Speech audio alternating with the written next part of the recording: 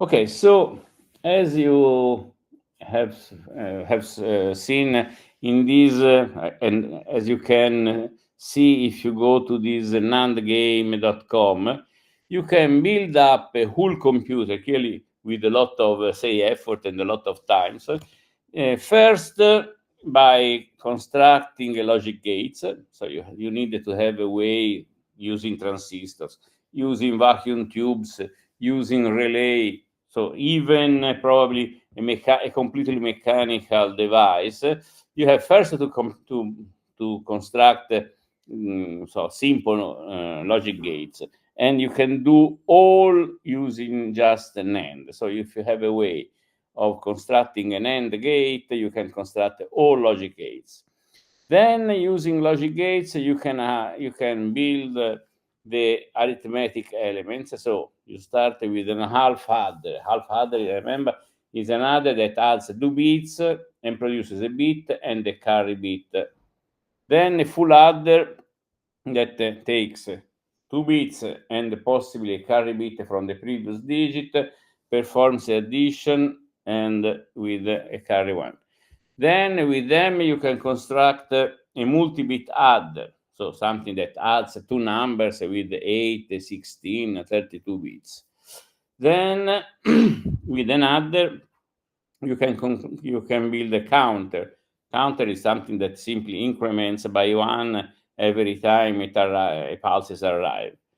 Then you can also make subtraction, summing using complement of 2.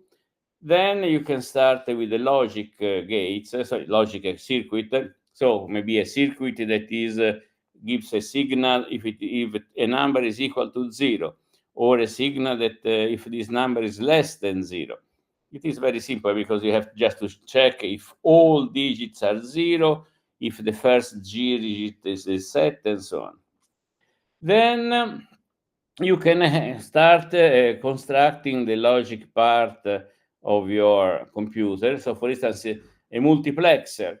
A multiplexer is something that takes 2 signals and sends to a bus, for instance, one or the other. So according to an external signal, you make one or the other pass and go to the bus, for instance.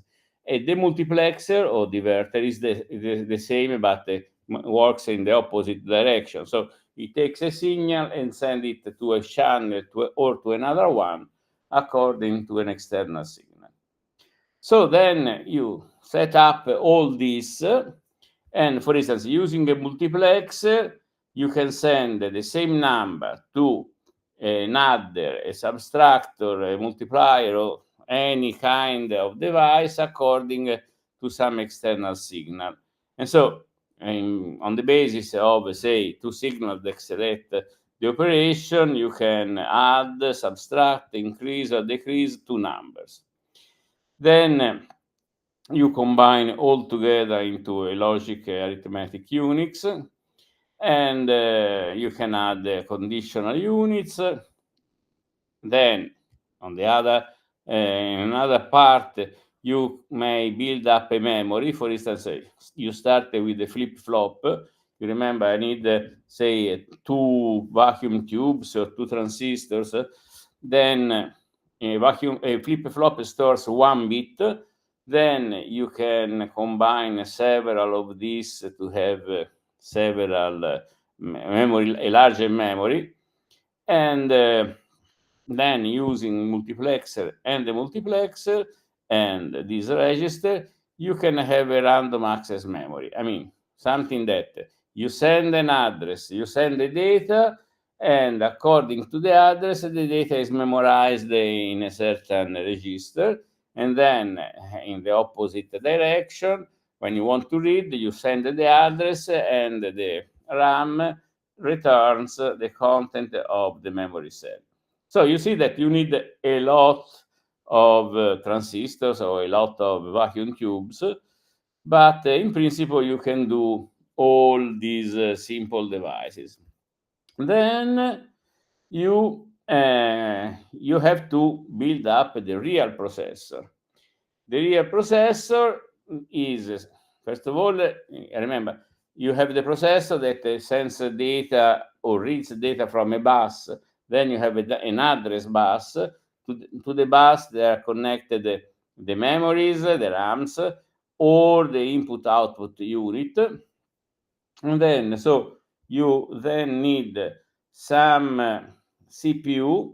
CPU is something that takes a number from the memory and interprets this number in several ways according, say, to some arbitrary code. So you can read a byte, say, and interpret it as a command. So say 1 means add, 2 means move from the memory, 3 means store in the memory, and so on. Or you read the data and you store it in a register, or you read from a register and you send the data to the RAM.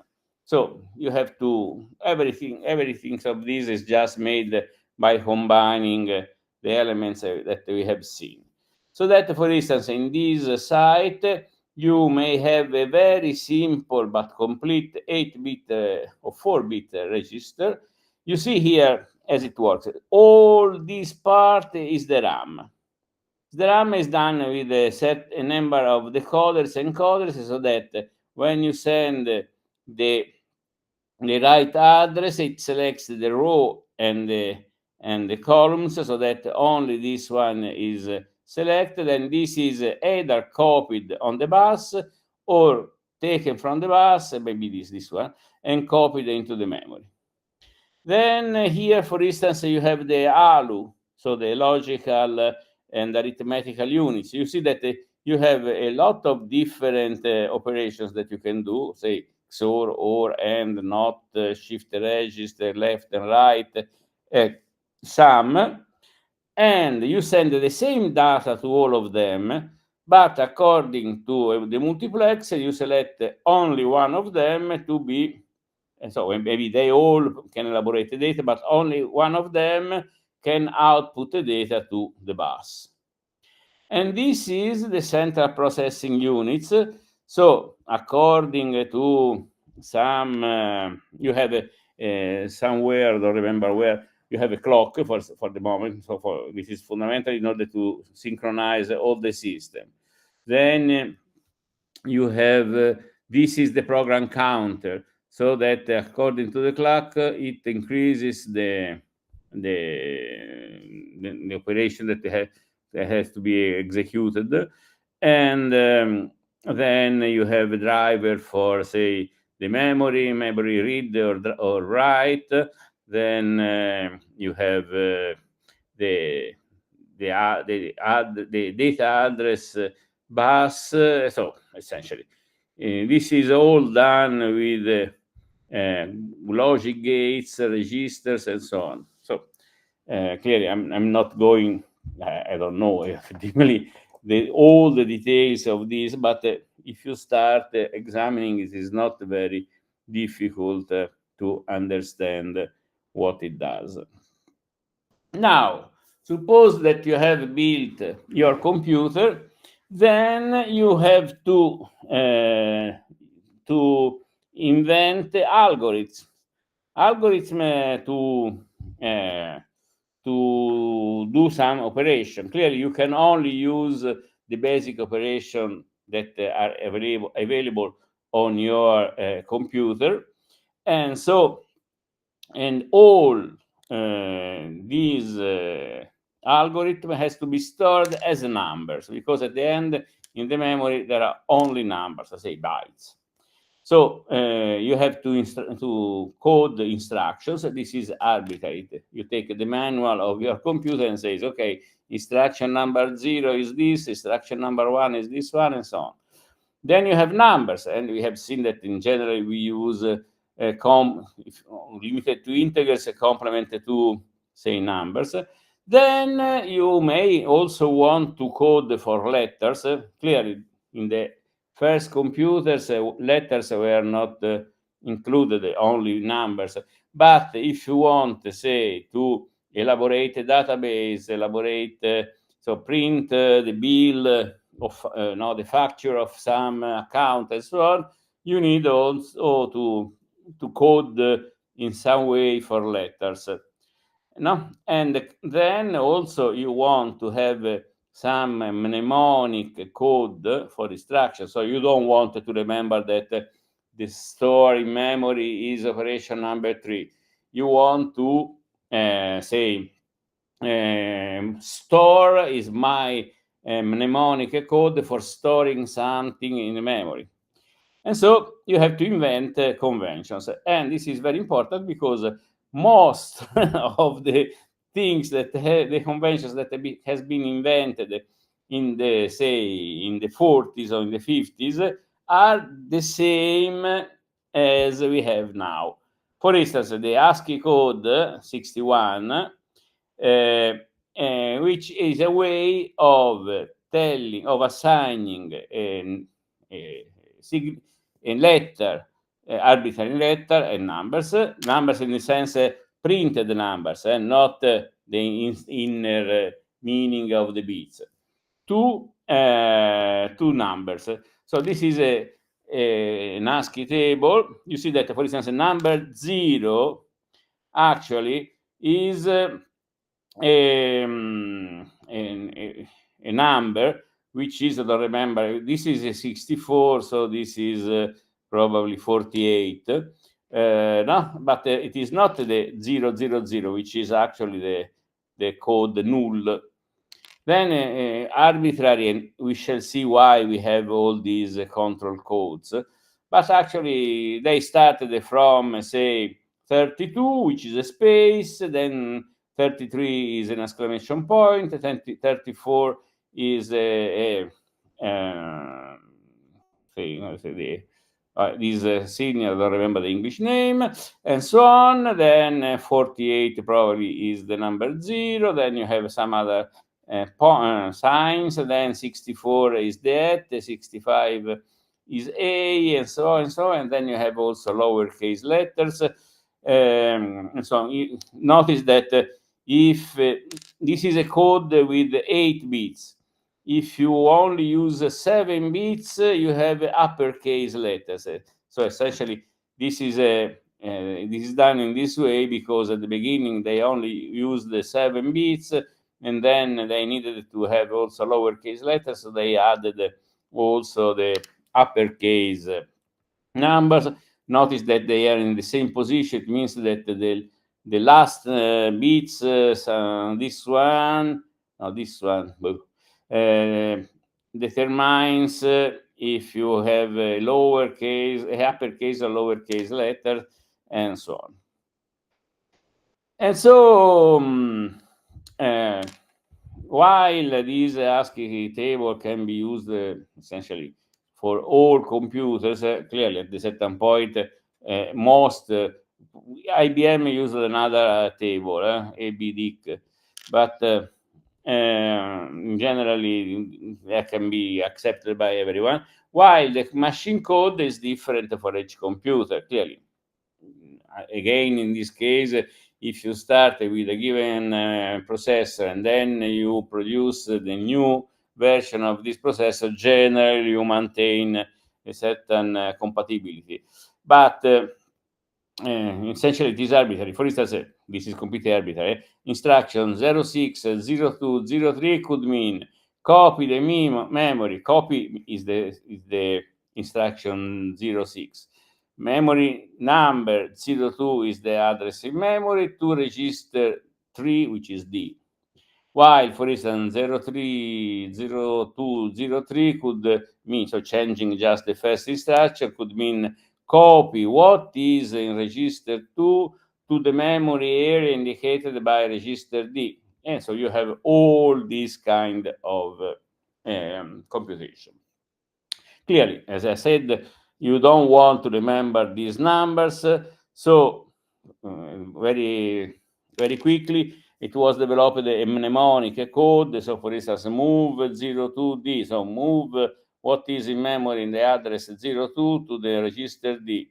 Move in memory C what now move what is contained in register C to the memory address which is stored in register D. So you can have a lot of different meaning. Just notice that actually these are all move, but maybe they are coded with different say mnemonic, different numeric codes because they may mean something different. For instance, move a number to a register, move a number to the address indicated by register, move what is in memory indicated in register to another register. So if you want to play with a simple computer, you can go to this, let me see if I can click to this address where you can say essentially write a simple program in assembler, so in the code of this, and have this compile, or in reality assembled because the translation is one-to-one, and then you can execute this, say, step by step or all together. So, for instance, let's examine quickly this code. So clearly, these are comments and nothing is written. These are data. So this hello world is stored at the beginning here. At the beginning. So when I assemble, this is some data, which is in actually hello world, stored here. And actually, the first instruction, this, is to jump to this 0f 0f address. So actually, what the first things that does is to read these two things, 1f, 0f, and interpret. 1f is jump, and 0f is where to jump. So it jumps to instruction 0f, because skipping all this data, which is this hello world. Clearly, this data could stay in another portion. Then here it moves something into a register, moves 232 into register D.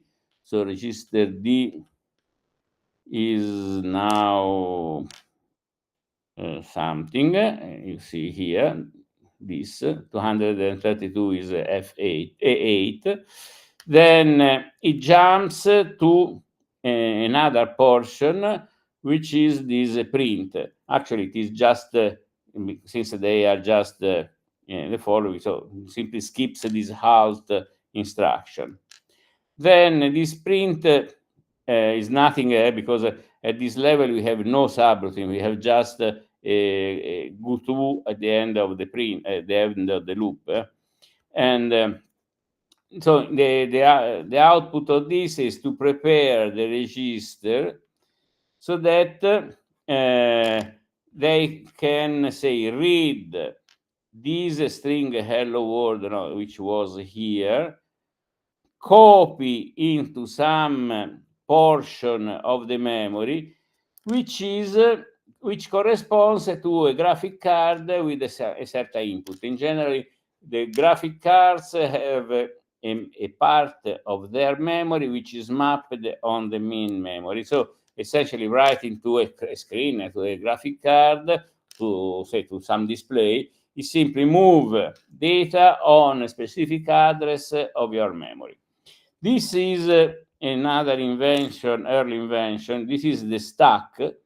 I mean, in order to manipulate and keep a memory of things when you jump to some routine and so on. For instance, suppose that here you want to jump to some part of code and then return here.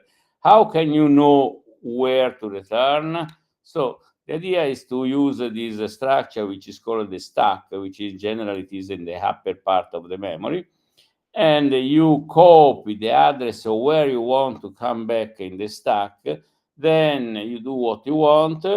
at the end you can read the pop from the stack what you need. So the address where you were, the content of register that you may need to save, and so on. Clearly notice also that is the program pointer, this one, and every time you do an instruction, it increases of the right amount. For instance, this instruction 06 takes two numbers, so it have to jump of three position, while the first one, now if we reset and assemble, the first one, this jump, only takes one number, so the program counter should increase of two. Actually, since it is a jump, it increases of this amount. No, so it just increases of this, but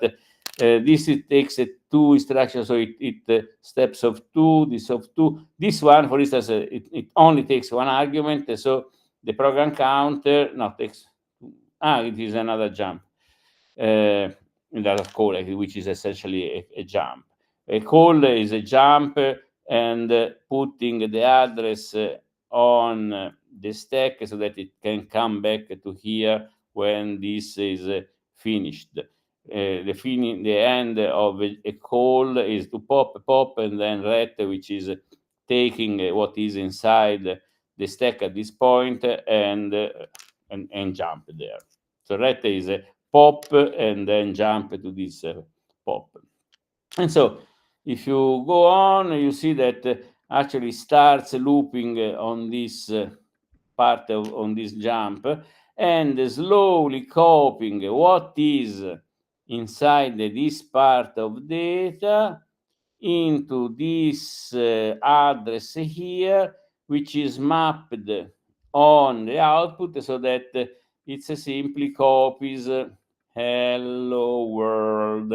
So essentially this is a certain number instruction just for copying a portion of the memory to another portion. So, and for instance, once I started writing a program just to make the sum of two numbers, and it takes already some number of instruction, because clearly if you just want to add the 2 bytes, it is just one instruction. But suppose that you have a number with 4 or 5 digits and you want to sum another number with the 4 or 5 digits stored somewhere in memory, you have to say start summing 2, having, and this is read put the first digit in one register, put the first digit of the second number in some register, make the sum, copy the result, take the carry, and then do the same for the another digits, and so on and so on and so on. Digits in hexadecimal numbers. So this is just to show that even very, very simple operations require a lot of elementary instructions. Okay, let's continue. This is not okay. Okay, so and so you have a lot of different possibilities. As I said, the stack is one extremely interesting, useful organization of memory, because it is nothing but the fact that you can use a part of the memory for putting data and popping data. So it is a last in, first out queue. And so this is the example we have seen. Actually, if you want now to formulate a more complex arithmetic expression, it is very inconvenient to use the standard notation, because you have, for instance, if you want to do 1 plus 3 plus 4 times 5, you cannot just go in the order, because you cannot perform the plus 1 and 3 before you have performed the plus 3 and 4. So instead of having something that saves this somewhere and according to the parentheses and so on. What is generally done is to convert this to some notation which is straightforward without any parentheses, and then compile this into machine code.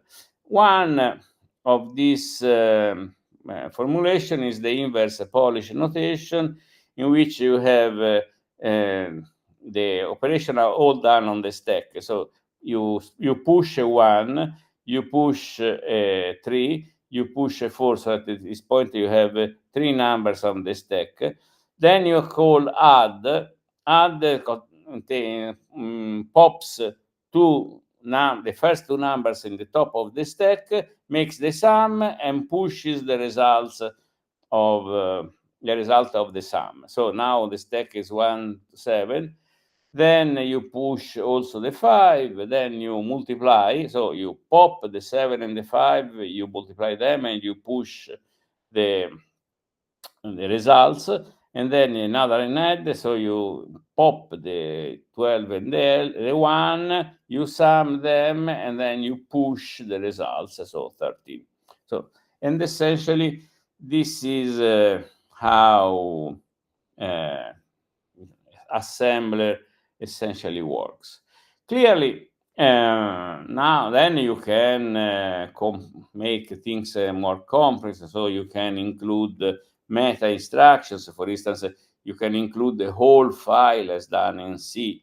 In some places, you can include the conditional operation, but not conditional at the time of running your code, but conditional at the compile time. So for instance, you can use an instruction that is present in some computer, not present in another one, but which have another way of doing that. Or for instance, as we said, you may have, say, in some computers, you may have a floating point units, so you just perform a multiplication between 2 floating point numbers.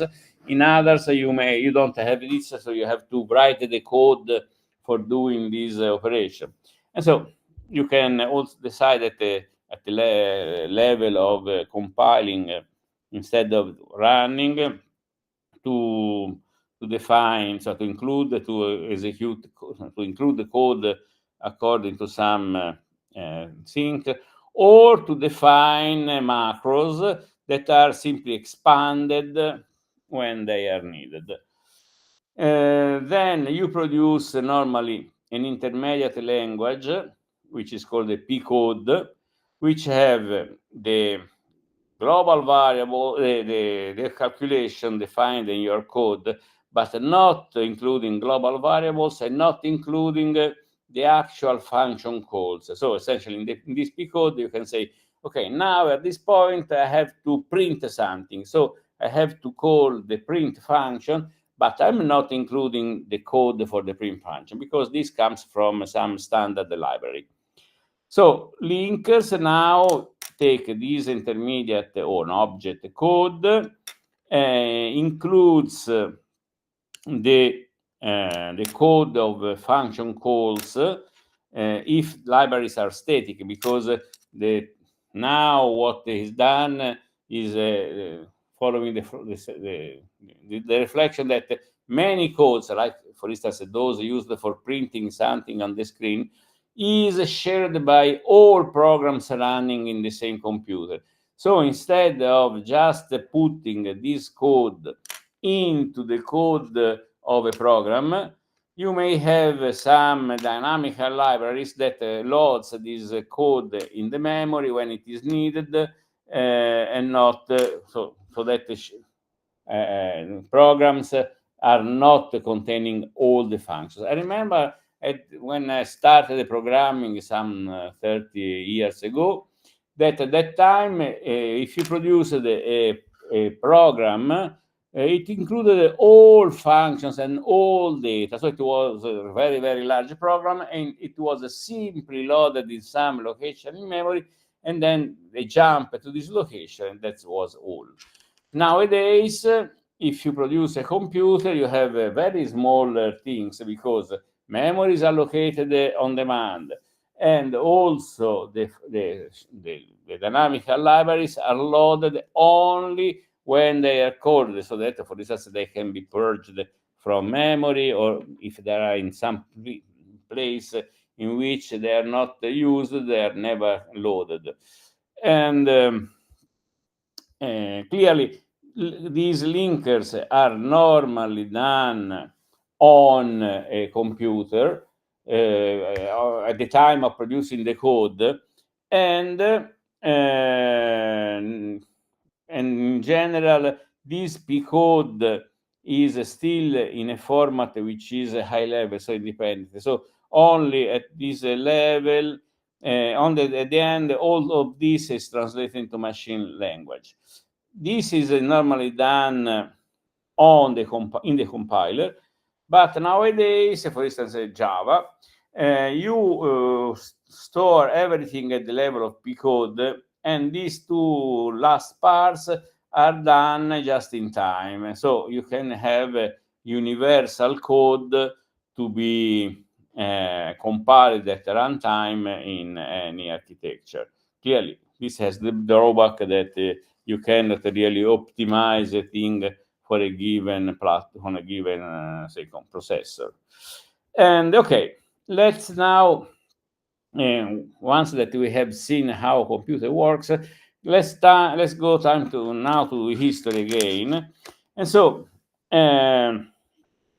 essentially the real computers started with the same companies of human computers. Now, for instance, here you see these IBM computers. These are reader of tapes.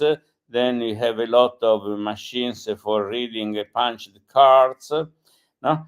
And so clearly now this is the same company that was then working with NASA for the moon travel and the North American aviation. But while in one of the first images we have seen a room full of people, now we have a room full of computers. And there was also, we have seen the ENIAC, the EDVAC machines, and there was a kind of a joke of having titles more and more strange. So at a certain point, Metropolis, who was one of the mathematicians, coordinator of the project, I don't know if Metropolis also invented the Maniac, but they started to have some very funny acronym like Maniac. Metropolis invented the name Monte Carlo for a technique of calculation, just because the uncle of his collaborator Ulam was an additional player of Monte Carlo Casino, and so he had lost everything in such in such an activity. And clearly, when the Second World War finished, the computers that have been pushed a lot in this time interval were used now for some scientific tool. And this also began the commercialization of computers. So, for instance,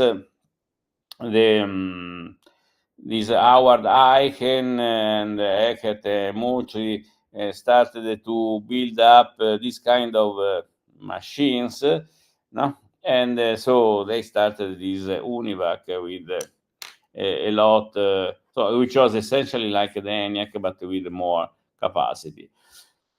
On the IBM side, the IBM was running very well in the management of punched cards, and actually up to the 50s, the biggest profit of IBM came from the printing, so the producing of punched card and selling them.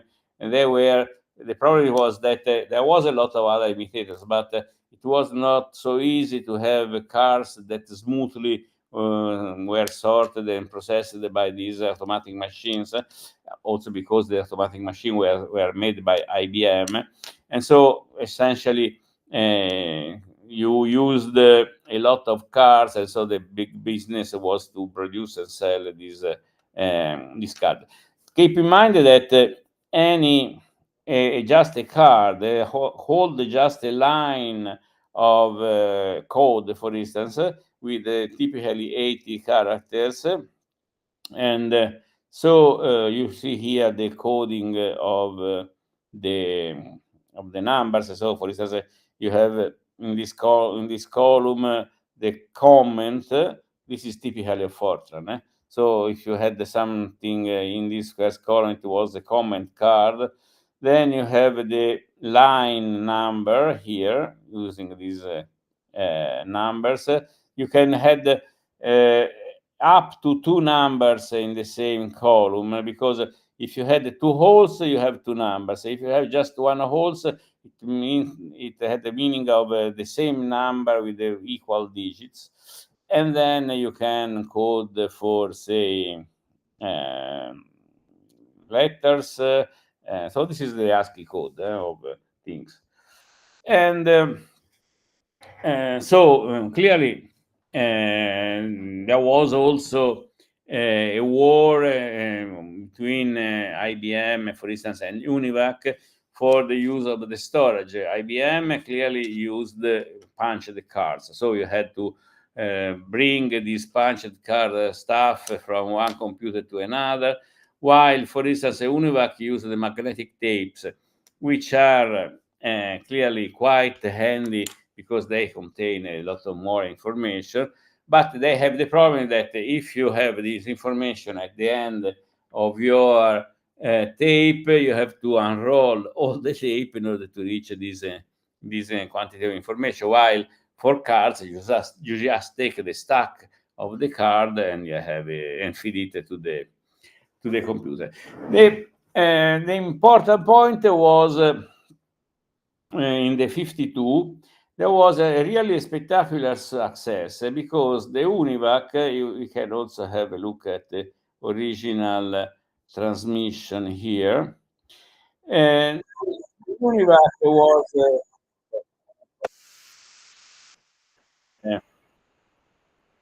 shown at real time while predicting the result of an election. It was really the elaboration of data, and clearly this was what was shown in the TV. Actually, this was completely fake in the sense that they showed that something working on this fake computer while this was an Univac, you see there. But while the real data came from the computer center and was read by the conductor. And so, but clearly showing this result in prime time in television was the real success. Now you have to develop a more powerful computers. We have seen that the first computers used the delay line, so essentially mercury tubes or Thomson tubes or wires. So you remember the delay line as something which you feed some signal into some line that takes time sometimes. After some, say, millisecond, it exits from the other part. So you copy this data again at the beginning, and you can use this data. So it can store a certain number of data given by the speed in which they travel inside this system and the length of the system. So it was extremely cheap in some sense, but also very, very slow. While in the 56, IBM started using these ferrite rings, which essentially each ring here you can see there are a lot of small rings. Each ring is crossed by 3 wires. Essentially, 2 wires were used to select one of these, and the third wire was selected to read or to write data on this ring, and they were sewed by hand. So you imagine how much it could cost, but they were extremely more faster and also more reliable. They were used also on the space shuttle because they are extremely insensitive to cosmic rays and so on. And so clearly in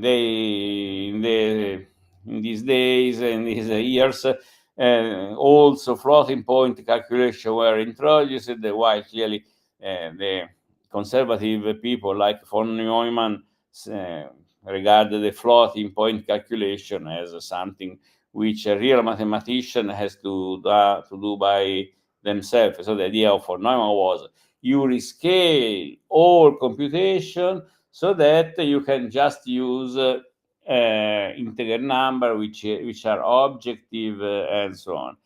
Floating point numbers were seen as a decadence. Actually, this is also the same point of view of Donald Knuth when he designed the TeX language. TeX language, he wrote all the code, and all the computation for the TeX code. The TeX language is a language for describing the appearance of a mathematical text, and Donald Knuth used only integer numbers because at that time floating point calculation was not standardized.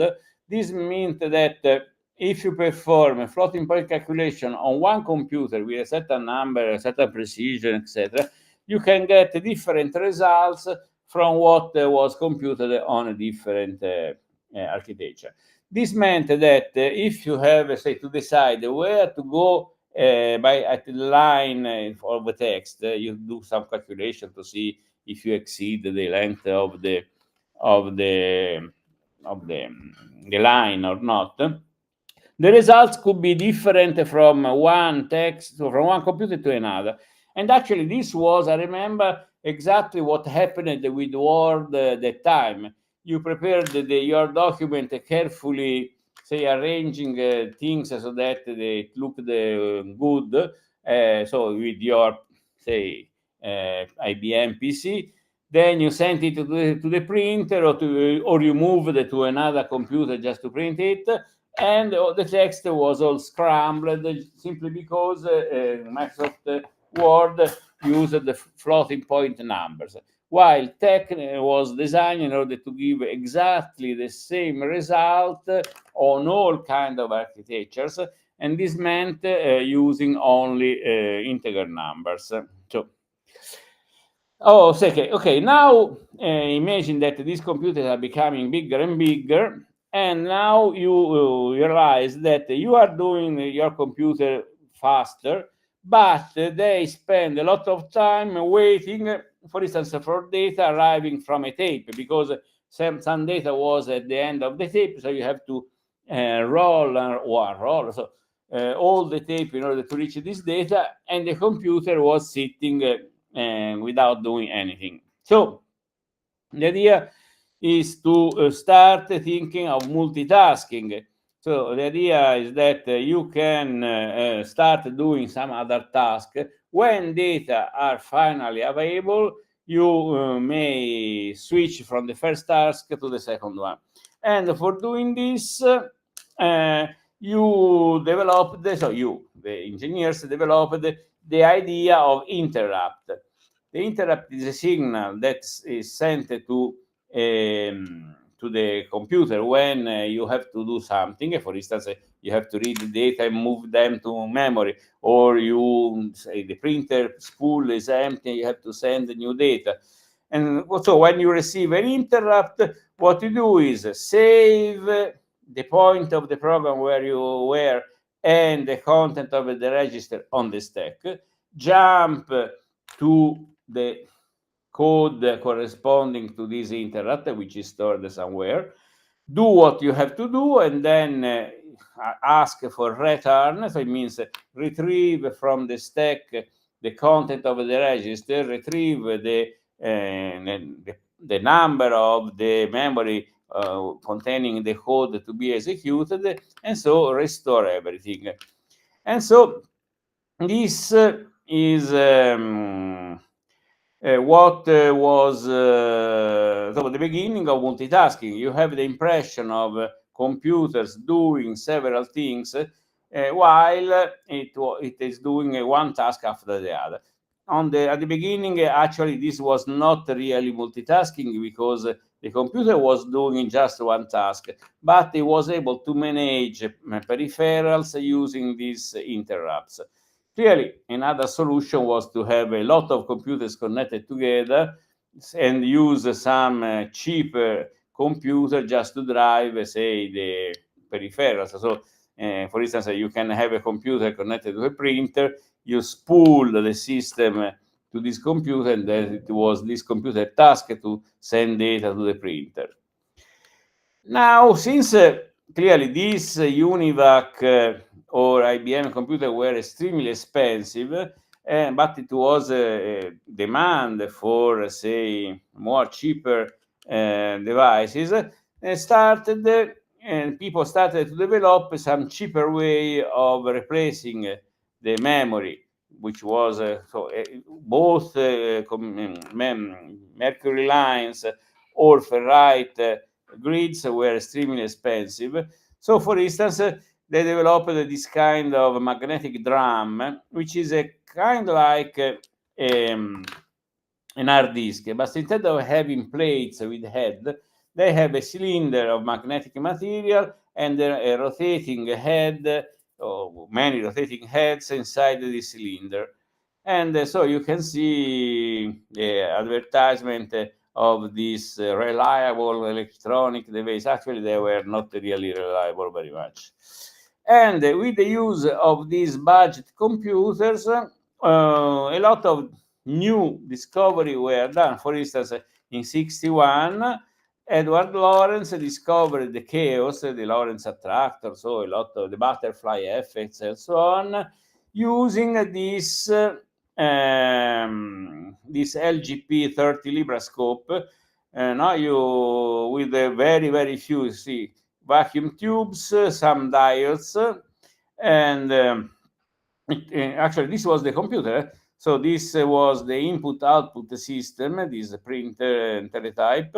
This was the computer. And when Edward Lorenz discovered the chaos, so discovered that it was impossible to forecast the evolution of the system given the past history for a long time, he first thought that the computer was not working very well because it was convinced to have started from the same data as the previous run, and the results were different. Actually, what was this was due to the fact that he reinserted the data written by this teletype, but the data have been truncated to the precision of the printed number, while inside the computer the precision was higher, and this meant that it was not starting exactly from the same point as before, but from a nearby one.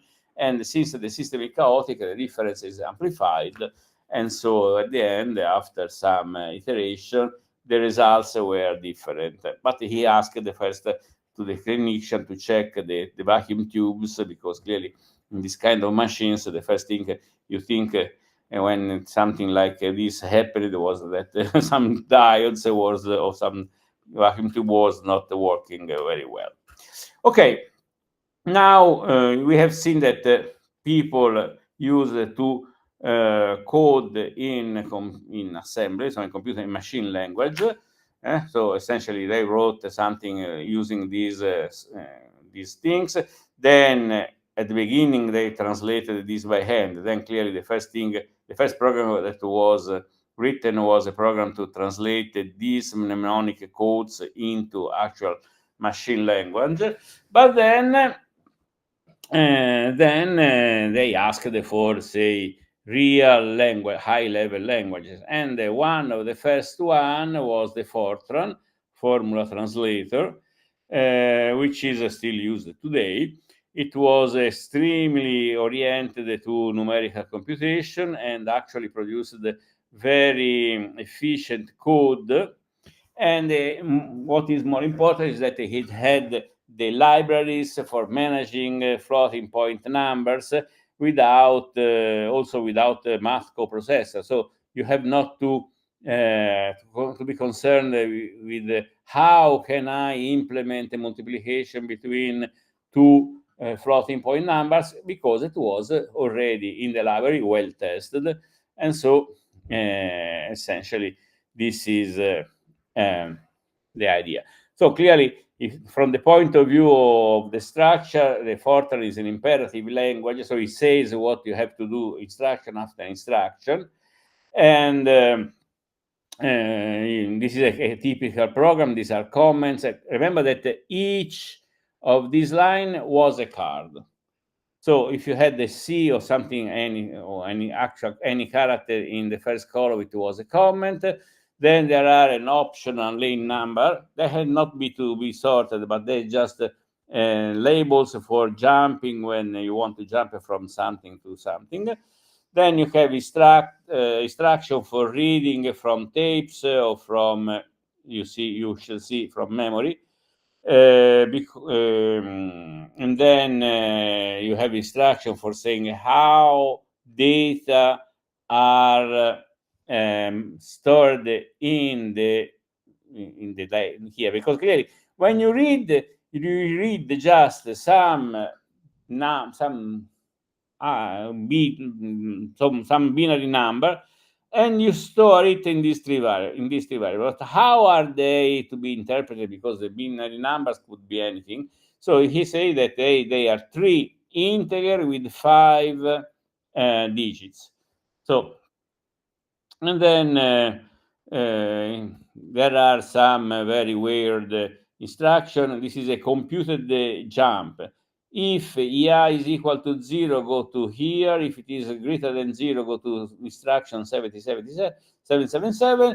If it is less than 0, go to instruction 7101. So less than 0 goes here. So if so essentially you are checking all possibility.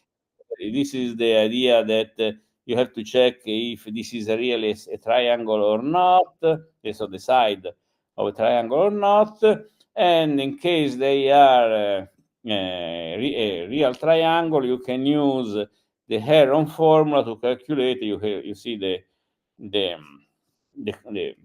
Heron formula says that the area of the triangle is given by the semi-perimeter multiplied by the sum of the two other sides. So the semi-perimeter minus the one side. So it means two half sides minus the third one, and so on. And then you write the output and so on. So clearly, at the beginning, there was no concept of a file, because file is something that is essentially connected with some hard disk, some device that can be addressed in a random way. At that time, you had only tapes.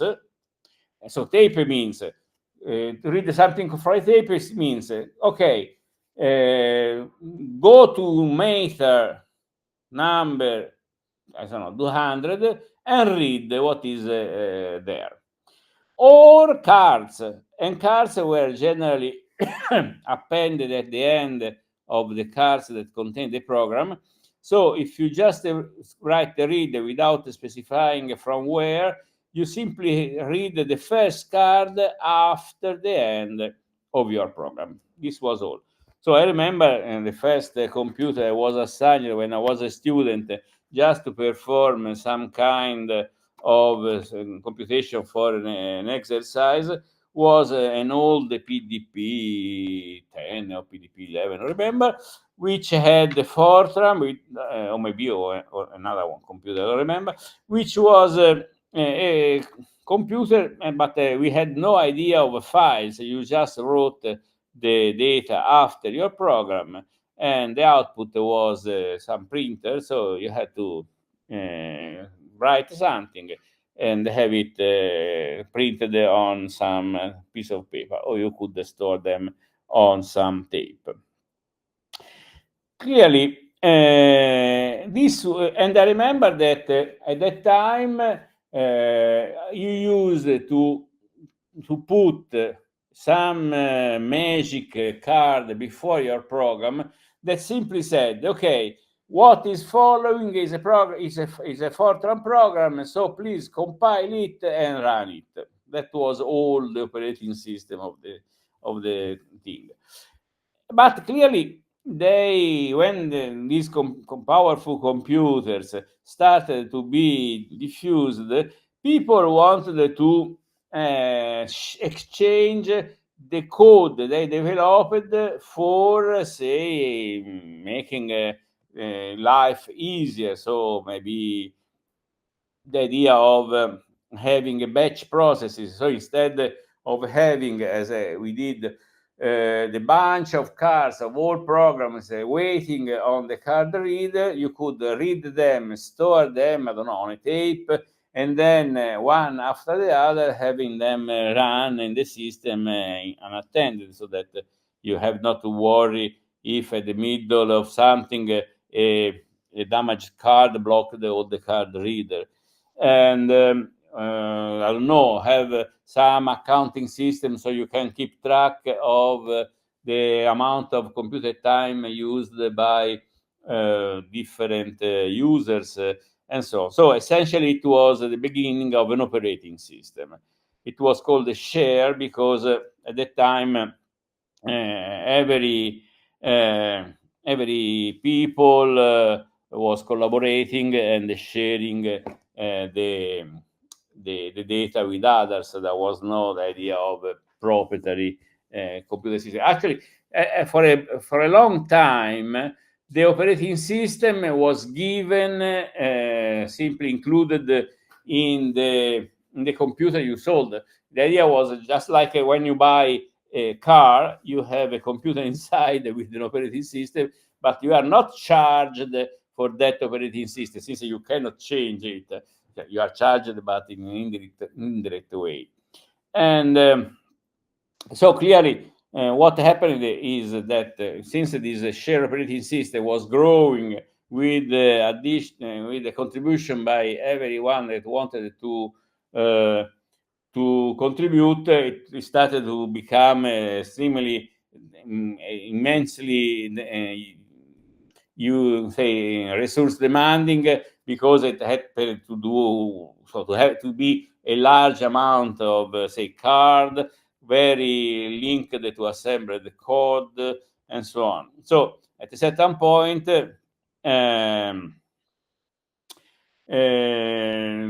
people decided that we needed to have some engineering approach also to the code. I mean, first of all, you cannot simply port a human algorithm, developed in the past by humans, to computers, because computers use a different set of instructions in some sense. So you can exploit some of them to make computation faster or less memory demanding and so on. Also, numeric stability was important. And you also needed people trained in Fortran because you wanted to have a high-level language and not people trained for the assembly of a specific hardware. And so you needed computer schools. Computer schools brought another demand. People for studying computers needed to have a way of testing programs. So you cannot teach computers only theoretically.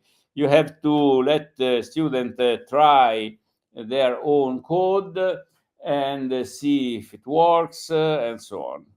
And so, but maybe this could be before.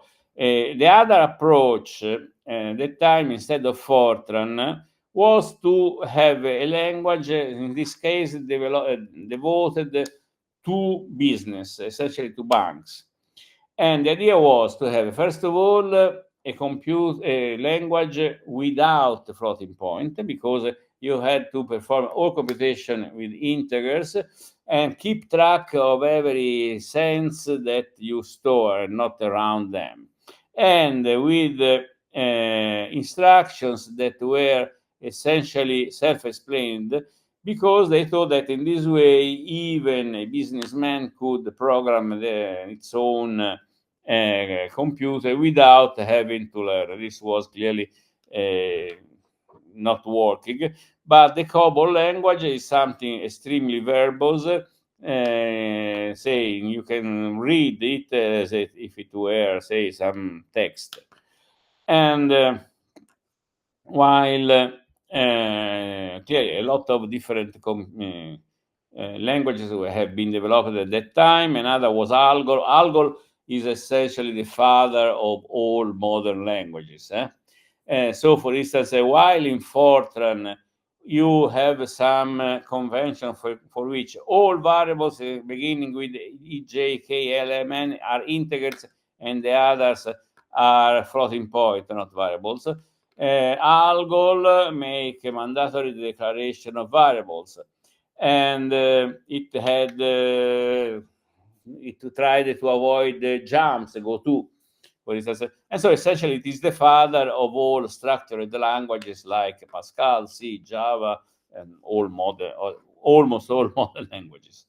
So you see, this is the idea of a spaghetti code in which if you use all these jumps, you have then to keep track of where to jump if something happens. You see, this is a computed jump. So if it is equal to pi, it goes to 14, otherwise goes to 23. And then you have to say, okay, 23, now you go this, then you have to go to. So you have a spaghetti code meant this appearance of commented programs that were used at that time. So to have all these lines going from one side to another.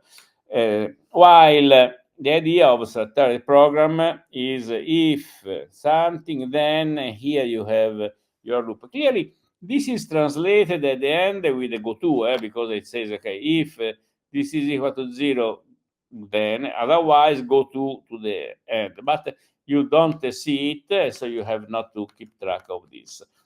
And really, you don't have still other things that we are accustomed to, say structures, objects, and so on. And another point that Algol introduced that was not present in Fortran is the possibility of recursion. Say, for instance, a factorial is a recursive function is always done in this way. You have a condition for stopping in case you have finished the recursion. Otherwise, you call yourself with some computation. So, for instance, factorial of m is if n is equal to 0, the result is 1. Otherwise, n times factorial of n minus 1. So, for a factorial of 3 means 3 times factorial of 2. 2 means 2 times factorial of 1. Factorial of 1 is 1 times factorial of 0. Factorial of 0 is 1, then it returns from the last call, so it is multiplied 1 by 1, then by 2, but then by 3, and you have 6. And so clearly, you can always convert a recursive function into a procedural one, but it is much more elegant to write factorial. But the factorial needs to have local variables that are local only this, because this n have to keep its value when you recall again the function. So it has to be stored locally in this procedure, but allocated dynamically each time you enter this. So you need a dynamical variable, which Fortran had not at the beginning. And so, for instance, you may use clearly the stack to generally also today global variables are in the heap, so in the beginning of the program, while local variables are on the stack. So for instance, here you see that every time you enter and you call for another call, you have to push things on the stack. At the end, you pop things and you use them. And so essentially you need these new ways of coding subroutines, which was not present in the first Fortran. And clearly also purist of Fortran that day, I remember that they hated this kind of programming because it was more elegant, but also needed reduced the speed, because instead of just computing something, you had to pop and push. And clearly this was also the reason of failure of Algol, but most of this was because it had no standardized libraries and mainly routines for input output, which was a thing that we shall see was solved by C. Because in Fortran, input output is included in the language. This means that you don't have, when you print a variable, you don't have to the program which kind of variable it is, because simply is the variable declared. While in languages in which the input-output functions are stored as libraries, you have to call them and say, okay, print this variable, which means print what is contained in this location in memory, but you have to read a certain number of data because this is a floating point number. And okay, so let's now come back. Let's come back to the computers. So, for instance, you see in the 61. So actually, most of the more active years were the first ones. So you see that, for instance, this is a very elegant Burroughs 5000, which was built around Algol, so not Assembly, not Fortran, and it had specific say instructions for manipulating the stack by using a central processor register, as we have seen in the example I did of a very simple program. This in here in I don't remember where it is now. Okay, but it was not present in the previous computers. In the same years, a completely different approach was developed, the Lisp. The Lisp is something which is still present today in many hidden devices. And Lisp was born thinking to the first application of, so the first idea of artificial intelligence. So the idea is that if you convert everything to a list of symbols or characters and so on, then a list can be manipulated. For instance, it can be sorted, it can be made flat. So a string, a list can contain another list, clearly. And the idea was that you can define the algebra by expressing a statement as a list in which the first element is the operator, and then there are the variables. So, for instance, equal zy means is z equal to y, or plus zy means z plus y, and so on. And then you may have formal ways of manipulating lists, for instance, implementing the distribution of a sum with respect to multiplication, but you can also do something more complex. For instance, define the derivative. Derivative d of x f means you are taking the derivative of f with respect to x. The computer has nothing about derivatives, but then you can give rules like the derivative of a constant is 0. The derivative of a plus is the plus of derivatives. The derivative of multiplication is plus multiplication.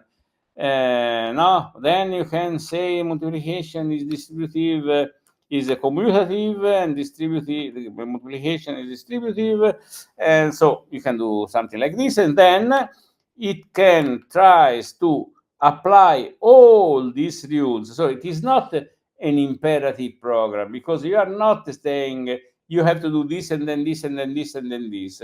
It is a language in which you say you can do this or and this or and this, and then you give some goal, say find the expression with the less term, and then the idea is that these machines can explore the tree of all possible application of rules, maybe with some heuristics, in order to find the one which has, I don't know, the less number of members, or which is a multiplication at the beginning. This means grouping, or it is a sum, it is distributing, and so on.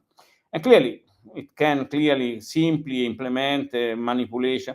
Actually, for instance, mathematics has written in Lisp, like all computer algebra, essentially.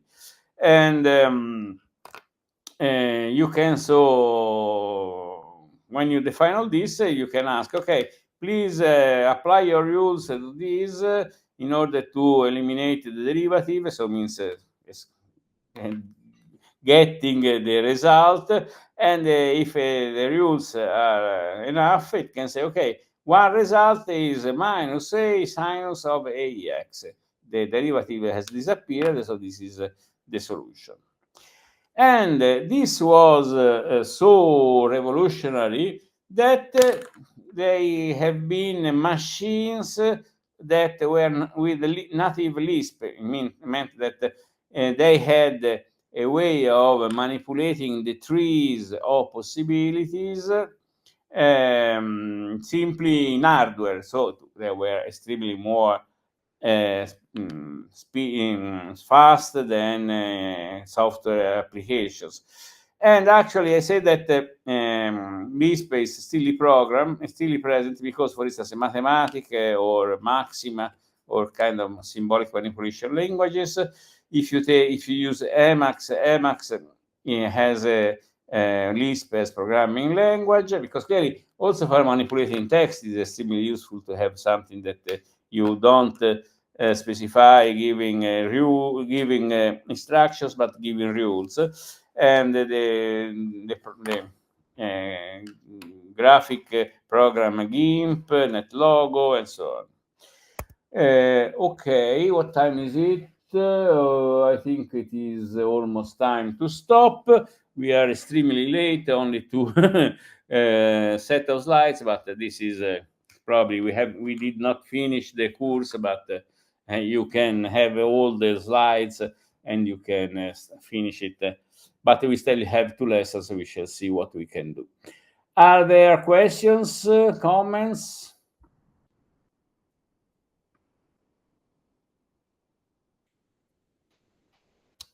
Okay, if you are satisfied with what I said, I can stop the recording, and